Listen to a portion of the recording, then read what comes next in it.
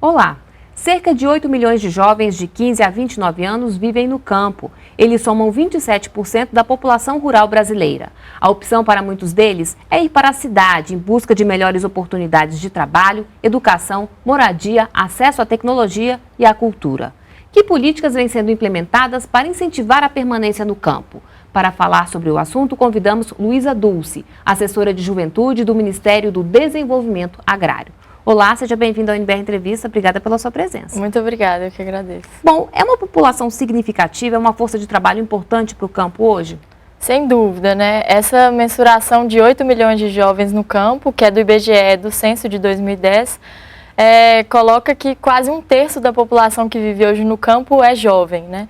E além disso, o MDA vem trabalhando com uma nova metodologia, que foi desenvolvida com uma pesquisa junto com o IICA, de mensurar e tentar captar o que seria uma nova ruralidade ou pensar o Brasil rural contemporâneo.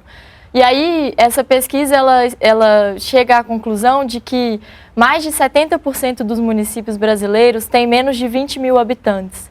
E mais de 90% dos municípios, ou seja, mais de 5 mil, têm menos de 50 mil habitantes. E esses municípios, a população que vive lá tem traços rurais, relações muito próximas com o rural, e a partir dessa nova metodologia chegou-se à conclusão que, na verdade, a população brasileira rural, ao invés de 15%, é cerca de 37%. Então, esses 8 milhões de jovens rurais, na verdade, eles somam mais de 20 milhões de jovens rurais a partir dessa nova metodologia que vem sendo adotada pelo Ministério do Desenvolvimento Agrário. Então, sem dúvida, é uma força de trabalho muito significativa, né? Também temos que pensar em termos de geração do nosso patrimônio material e imaterial, né? A importância que essa juventude tem para conservar esse patrimônio no campo, as nossas tradições, enfim, tudo isso, acho que o papel da juventude, sem dúvida, é muito significativo. Agora, como é que esse jovem do campo vive? Bom, uma palavra que pode resumir ou, enfim, trazer uma dimensão dessa juventude para a gente é diversidade, né? É uma juventude que está no Brasil inteiro e que tem especificidades regionais muito marcantes, assim como a população rural como um todo.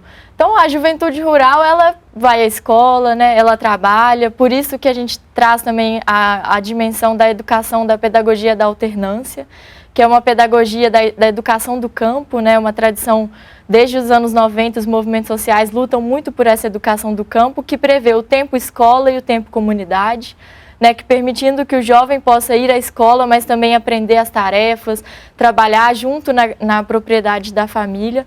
Então, é uma juventude que também está muito ligada na cultura, nas tradições, principalmente os povos e comunidades tradicionais, que conservam as suas tradições.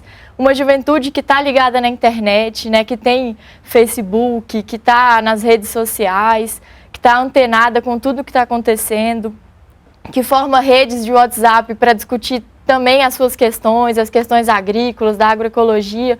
Então, é uma juventude bastante diversa. Bom, e quais são as perspectivas que eles têm, né? Por que muitos optam por deixar o campo e ir para a cidade?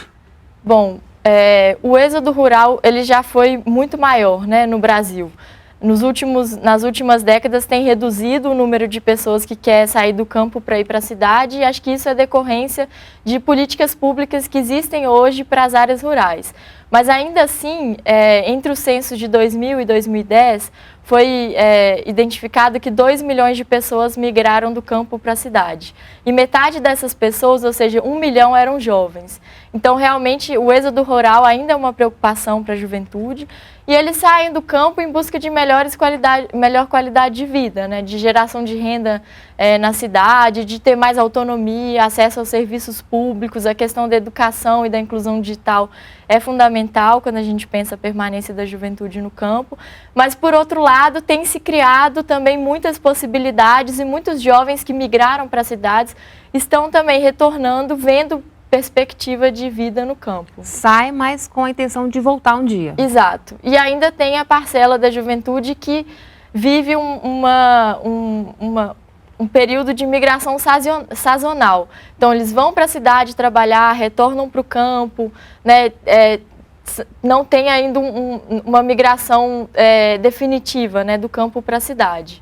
Bom, e qual é o maior desafio né, para vocês de fazer com que esse jovem permaneça no campo? Bom, esse acho que é um desafio colocado não só para o Ministério do Desenvolvimento Agrário, mas para a sociedade brasileira como um todo, né? A gente está falando de desenvolvimento, de garantia da nossa soberania alimentar, da soberania hídrica e até mesmo energética do país, quando a gente pensa o modelo da agricultura familiar, que é responsável pela produção de alimentos hoje que vai para a mesa do brasileiro, alimentos saudáveis. Né, do que a gente come vem da agricultura familiar. Exatamente. Né? Alguns produtos como feijão, mandioca, chegam até mais de 70%, 80% desses produtos vêm da agricultura familiar. Então, se a gente não conseguir garantir as condições para que essa juventude permaneça no campo, daqui a 1 ou 2 décadas o Brasil pode sim enfrentar alguns problemas de segurança alimentar. Né, a gente já está vendo aí a questão da inflação de alimentos, né, da escassez de arroz e feijão que está colocada hoje nesse ano de 2016, e a gente precisa, ao invés de pensar na importação desses alimentos, como produzir eles aqui e de forma saudável. Então, pensar a juventude também como uma continuidade da agricultura familiar, uma possibilidade de reprodução desse modelo que produz alimentos sem agrotóxicos, né, que tem uma relação com a natureza, de proteção dos rios, dos mananciais, pensando também a questão da água como território, né? Quando a gente pensa de pescadores artesanais, os ribeirinhos, enfim, água para eles não é só um recurso natural, é o próprio território. Então tem essa dimensão também mais estratégica da nossa soberania que precisa ser levada em conta. Bom, você levantou essa questão aí ambiental, né? O que é esse Plano Nacional de Juventude e Meio Ambiente, né? Como é que a juventude rural se encaixa nele? Bom, esse Plano Nacional de Juventude e Meio Ambiente, que foi lançado agora na 3ª Conferência Nacional de Juventude, ocorrida em 2015, ele é coordenado pelo Ministério do Meio Ambiente e o Ministério do Desenvolvimento Agrário faz parte, né, do comitê gestor. Ele é um plano que é uma demanda de 5 conferências, né, das 3 conferências de juventude e das conferências infanto-juvenis de meio ambiente. E ele, enfim, acho que todo esse debate de mudanças climáticas, né, de redução do desmatamento, que o Brasil vem capitaneando, aí conseguimos reduzir demais o desmatamento, e a juventude tem um papel nisso, né? A juventude rural especificamente que está nos assentamentos, que tem a possibilidade de desenvolver práticas agroecológicas. Temos um papel importante também na preservação, né? Aí agora vem a discussão do cadastro ambiental rural, do novo marco, né, do meio ambiente. Então, a juventude rural tem um papel muito, muito expressivo para esse plano. Voltando então à questão, né, de fixar o jovem no campo, né? Que políticas vêm sendo implementadas, enfim, pelo MDA nesse sentido? Bom, eu queria só fazer uma observação que acho que não sei se a gente pode pensar, né, nesse sentido de fixar o jovem no campo, né, mas sim de criar condições para que o jovem que queira permanecer, permaneça, e o jovem que queira ir para a cidade, vá para a cidade. Inclusive, a gente já tem muitos jovens da cidade que estão retornando para o campo, mas isso é possível quando há oferta de serviços públicos, né, quando há condições de moradia, de mobilidade, né, de geração de renda, de criar a família num ambiente saudável. Então, as políticas de desenvolvimento rural, elas têm que pensar nesse sentido de qualidade de vida, de cidadania, né, de condições de vida no campo. É bem mais amplo, né? É bem mais amplo, exatamente. E aí o Ministério do Desenvolvimento Agrário tem diversas políticas nesse sentido. A primeira delas, que é a nossa prioridade e também a prioridade das pessoas que vivem no campo, é a terra. Né? Então, o INCRA, que é vinculado ao Ministério do Desenvolvimento Agrário e tem a responsabilidade de promover a reforma agrária, também a política de crédito fundiário, enfim, o jovem precisa, primeira coisa é a terra, né? Para a gente garantir essa permanência. E, além disso, as políticas de assistência técnica e extensão rural, do crédito, né? Diversas outras políticas que estão aí para garantir essa permanência. Como é que é o acesso a essas políticas hoje? É fácil? É burocrático? Bom, o acesso a todas as políticas, né, o que a gente fala da cesta de políticas públicas que o MDA oferece, a porta de entrada dele é a DAP, que é a Declaração de Aptidão ao PRONAF. É um documento que comprova que a pessoa é um agricultor ou agricultora familiar.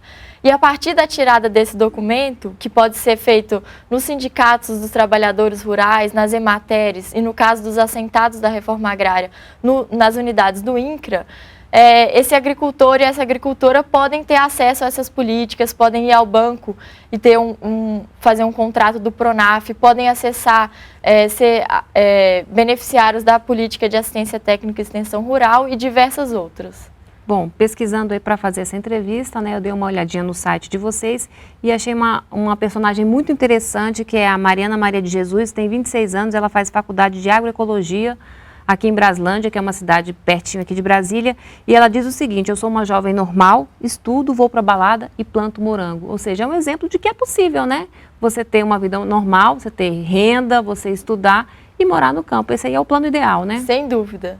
E é importante a gente divulgar esses casos, né, de pessoas também que acessaram as políticas e que estão conseguindo a sua autonomia. No caso, ela é uma jovem que está administrando a propriedade, né? É importante ressaltar também que ela é uma mulher. E isso faz muita diferença porque a gente vive hoje um processo de envelhecimento do campo, mas também de masculinização, né? Porque se é difícil para o jovem homem permanecer no campo, para a mulher ainda é mais difícil. Então, acho que ela é um exemplo de que é possível ter uma vida saudável, uma vida com divertimento, com cultura, com qualidade de vida e principalmente geração de renda no campo. E ela diz que quer continuar no campo. Exatamente. Né? Precisamos divulgar, acho que ela é um caso, mas existem milhares, né, de outros jovens que vêm desenvolvendo práticas agroecológicas, também atividades não agrícolas, né? Quando a gente fala da permanência da juventude no campo, temos que pensar também para além do agrícola. Diversas outras atividades, ecogastronomia, o turismo rural, questão de serviços, manutenção de máquinas, enfim, há uma gama de possibilidades que esses jovens têm capitaneado aí essas outras possibilidades de geração de renda. Bom, quais são as metas de vocês agora para 2016? Bom, o Ministério do Desenvolvimento Agrário tem uma marcação anual, que é o Plano Safra, né, que é sempre lançado em maio ou junho de todo ano, e que traz as ações, a agenda colocada para a agricultura familiar da safra 2016-2017. E para a juventude, especificamente, nós estamos com uma grande tarefa, que foi determinação da presidenta Dilma, que é lançar o Plano Nacional de Juventude e Sucessão Rural, que tem sido discutido com as organizações da sociedade civil, e a nossa previsão é lançá-lo ainda em 2016. Estamos fazendo uma ampla consulta aos movimentos e internamente também no MDA, discutindo o que a gente pode trazer de concreto para essa juventude, mas na linha do que a gente discutiu aqui hoje das políticas públicas. Tá certo, Luísa, muito obrigada pela sua entrevista e até uma próxima oportunidade. Eu que agradeço. Bem, outras informações no site do MDA. E para rever essa entrevista, é só acessar o nosso canal no YouTube. Muito obrigada pela companhia e a gente se vê no próximo programa. Continue aqui na NBR, a TV do Governo Federal.